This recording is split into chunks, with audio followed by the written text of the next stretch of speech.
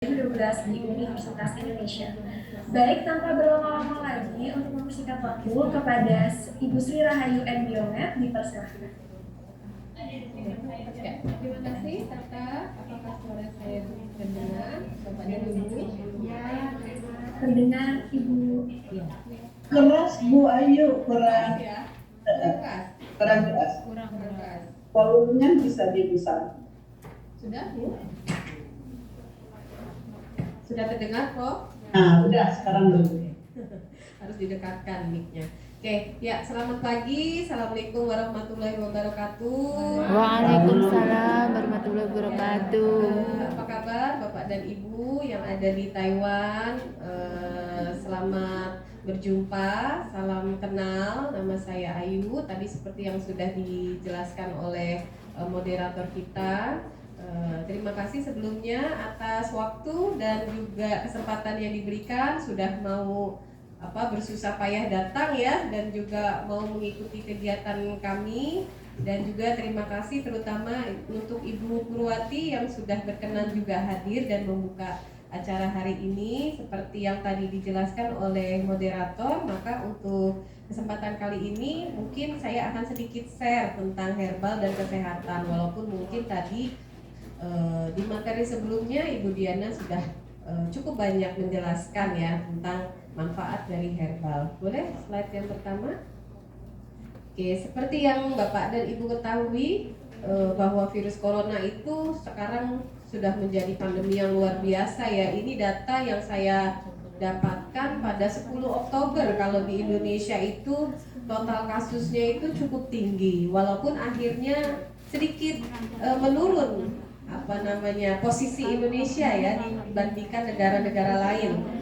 Kalau di Oktober ini ada di posisi ke-14 dengan kasus yang cukup banyak sebenarnya, dan Taiwan saya rasa cukup aman ya posisinya karena tidak pernah ada di 10 besar. Indonesia pernah ada di 10 besar. Jadi memang PR yang cukup besar ya untuk kita semua, tidak hanya di Indonesia, mungkin juga yang di Taiwan, untuk bisa tetap mempertahankan kesehatan ya selama masa pandemi.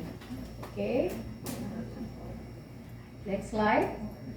Oke, nah ini pada saat terjadi pandemi corona itu banyak sekali mungkin Bapak dan Ibu sudah sering dengar ya di media massa gitu, bagaimana sih cara mencegahnya, protokol kesehatan apa yang harus diterapkan ya sampai untuk bisa berkumpul bersama seperti ini juga perlu pemikiran yang luar biasa ya untuk ketemu teman-teman gitu ya. Kumpul-kumpul bareng dengan keluarga, tidak hanya teman ya, bahkan dengan keluarga. Jadi mungkin informasi tentang pencegahan, kemudian bagaimana meningkatkan imunitas itu yang menjadi concern utama kita pada saat pandemi ini. Next.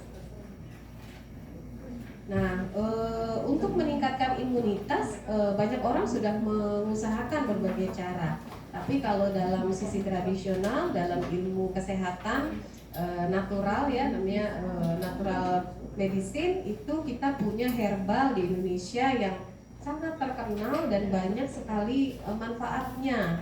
Nah, ini ada saran ya dari beberapa pakar bahwa mengkonsumsi empon-empon itu bisa meningkatkan ketahanan tubuh karena banyak sekali senyawa kimia yang ada di dalam empon-empon yang sangat bermanfaat. Tadi Ibu Diana juga sudah jelaskan bahwa mulai dari jahe itu di situ ada yang namanya gingerol atau gingerol yang punya khasiat sebagai anti kanker. Kemudian ada sogalnya, ada antioksidan, ada antiinflamasi, ada zingeron, dan ada paradol. Jadi dalam satu tumbuhan saja itu senyawa aktifnya itu sangat banyak Bapak dan Ibu, yang punya khasiat yang juga cukup banyak ya. Itu dari jahe. Kemudian ini dari temulawak yang kita kenal memang adalah kurkumin. Ya, kurkumin untuk anti kanker, kemudian turmerol untuk pencernaan, ada namanya di situ kalagoga, kemudian ada velangren. Ini semua juga punya manfaat ya. Dan selain temulawak, di empon-empon biasanya kita temukan juga kunyit. Kunyit ini senyawa utamanya juga kurkumin, hampir sama dengan temulawak, hanya di sini ada senyawa tambahan lain seperti dimetoksikurkumin namanya, sama dimetoksikurkumin yang sifatnya mungkin agak sedikit berbeda ya dengan di temulawak. Kemudian untuk kencur ini senyawa utamanya itu kita kenalnya namanya suaranya sedikit kecil ya. Sudah terdengar? Jelas. Kan bagus tuh. Oke, di kencur ini ada eukaliptol. Ya, ini sangat bermanfaat untuk pernafasan. Ya, selain eukaliptol ada sinamat, kemudian ada karbon, kemudian ada etil sinamat juga. Jadi kalau disatukan ditambah dengan serai yang punya eugenol, ada antibakterinya, ada antimikrobanya, ini menjadi senyawa yang luar biasa, yang punya khasiat yang dahsyat ya terhadap tubuh kita. Itu boleh next slide. Oke, next slide, operator. Oke, apalagi pada saat suhu dingin. Saya rasa mungkin di Taiwan ini sudah mulai masuk musim hujan ya, dengan cuaca yang mungkin cukup dingin gitu ya. Nah, pada saat suhu dingin itu cenderung imunitas kita akan sedikit menurun karena kita kurang terpapar oleh sinar matahari, jarang keluar ataupun lebih senang di dalam rumah misalnya seperti itu ya, sehingga vitamin D yang tadinya adalah juga sebagai media untuk meningkatkan sistem imun itu kita tidak dapatkan. Kemudian di suhu dingin ini Bapak dan Ibu, banyak sekali mikroba-mikroba itu yang justru perkembangannya bisa sangat optimal.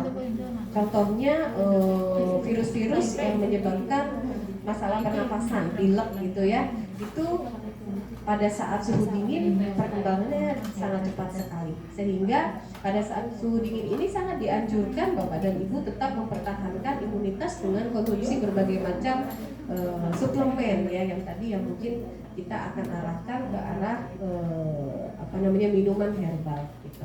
Silakan selanjutnya.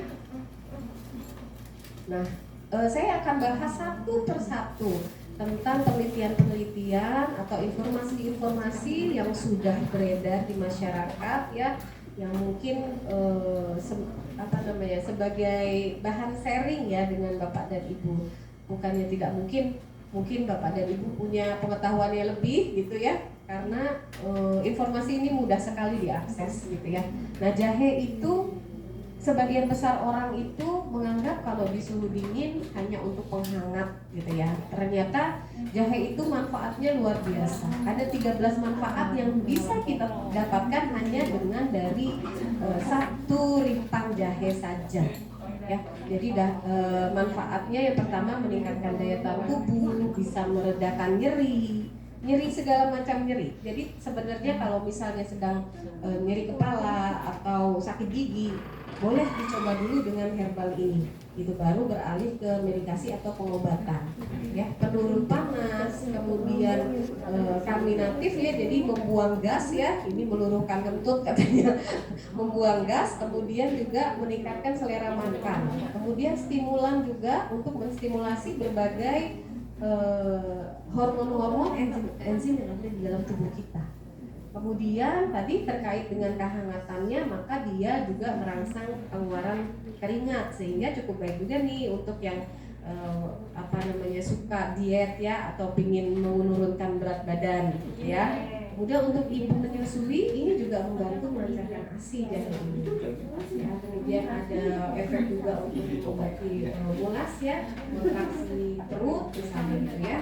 Kemudian sebagai agen topikal atau obat luar itu bisa diaplikasikan ke kulit ya, untuk mengobati gatal atau juga mengobati luka, sama seperti betadine karena tadi dia punya sifat antimikroba.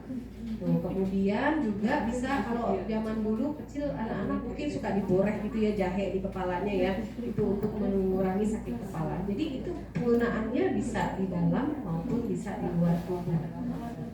Dan banyak sekali penelitian yang sudah memastikan bahwa jahe merah ini, jahe merah ya tadi beberapa memang punya jenis ya kan jahe itu punya beberapa jenis, ada jahe putih, gajah, ada jahe emprit, ada jahe merah. Beberapa penelitian yang banyak berkembang memang jahe merah yang sangat efektif untuk melawan corona. Tapi jahe-jahe jenis yang lain juga punya kemampuan yang sama, tidak seoptimal di jahe merah.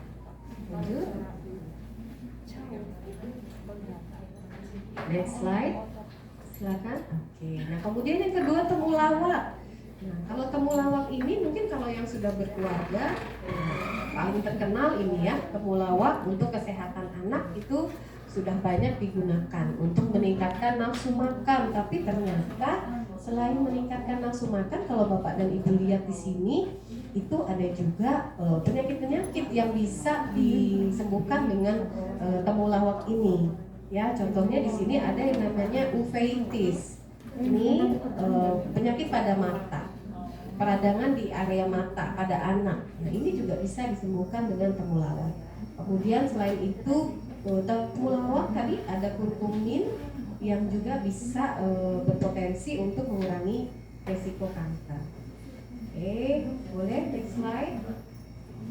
Nah, selanjutnya ada kunyit. Ya, kunyit ini 10 manfaat kunyit yang penting dan bagi Bapak dan Ibu ketahui bahwa kunyit itu bisa membantu menyeimbangkan kadar hormon. Hormon di dalam tubuh kita itu ada yang mengatur Bapak dan Ibu, ada bapak hormonnya namanya ya. Namanya ada melatonin yang memang berperan sebagai pengatur hormon. Nah, kunyit ini bisa membantu peran dari si melatonin tadi untuk menyeimbangkan kadar hormon-hormon yang ada di dalam tubuh kita.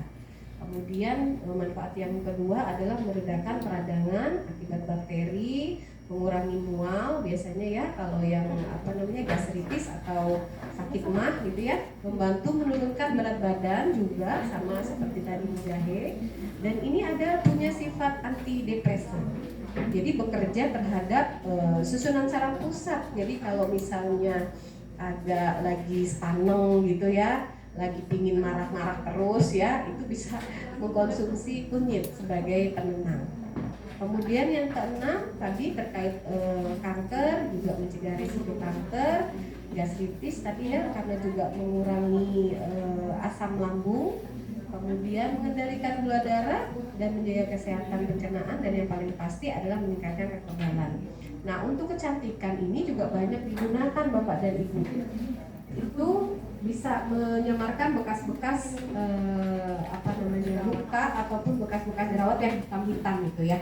Itu bisa disamarkan. Kemudian kerutan-kerutan di wajah atau di bagian mata ini juga cukup ampuh untuk dikurangi. Jadi tekstur kulit itu jadi semakin lembut ya dengan kunyit. Oke, next.